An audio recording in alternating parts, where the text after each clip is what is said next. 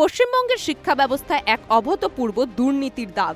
পশ্চিমবঙ্গের SSC staff selection commission নিয়োগ কেলেঙ্কারি একটি ব্যাপক দুর্নীতি ঘটনা, যা রাজ্যের শিক্ষা ব্যবস্থাকে এক কঠিন সংকটে ফেলেছিল। এসএসসি নিয়োগ কেলেঙ্কারি 2014 সালে শুরু হলেও এর প্রভাব রাজ্য রাজনীতিতে 2022 সালে সাংঘাতিক বিস্তার লাভ করে। 2016 সালে এসএসসি প্রাথমিক শিক্ষক নিয়োগ প্রক্রিয়ায় অসঙ্গতি এবং দুর্নীতির অভিযোগ ওঠে।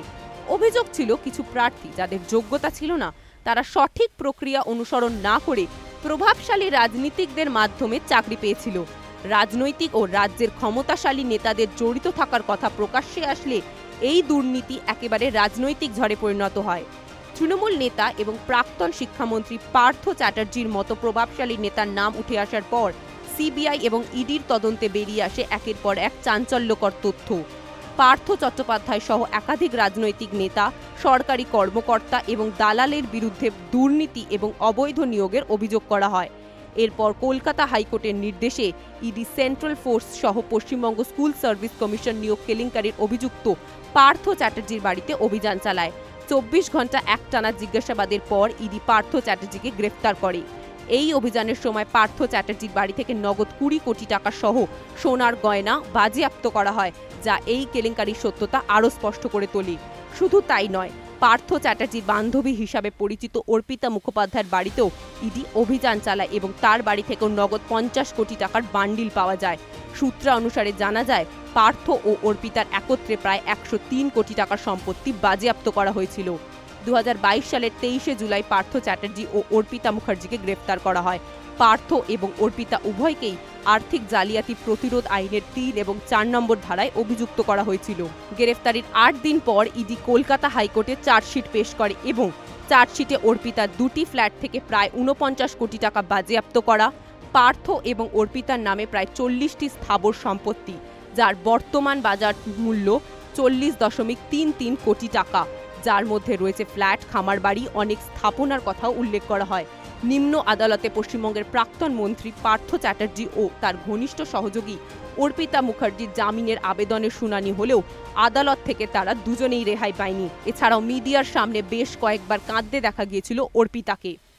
এরপর ন্যায্য চাকরি প্রার্থীদের আন্দোলনে ভয়াবহ হয়ে ওঠে পশ্চিমবঙ্গ। 100 দিনেরও আমরণ অনশন করে জনগণ।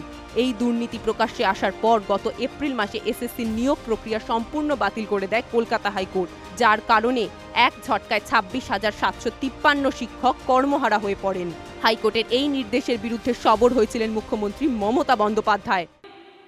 বোমা ফাটাবেন, বোমা। কি বোমা? না তো 26,000 টিচারদের চাকরি চলে যাবে। আমিও বলে রাখি, আমরাও লড়ে যাব, লড়াই করব।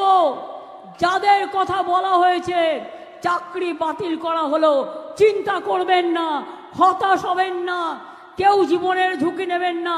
আমরা সবাই আপনাদের পাশে আছি এবং যতদূর লড়াই করার আমরা লড়াই করব।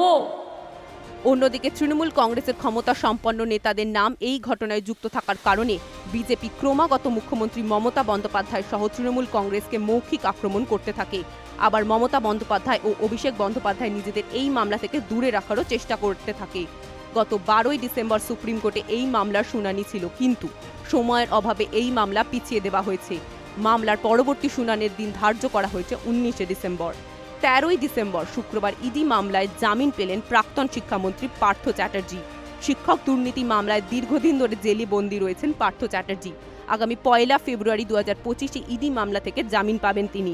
তবে সিবিআই মামলায় জেলেই থাকতে হবে তাকে। তবে শর্ত সাপেক্ষে জামিন দেওয়া হয়েছে পার্থকে। এখনো শেষ হয়নি এই কেলেঙ্কারি। সামনে যা ঘটবে তা দেখবে দেশবাসী।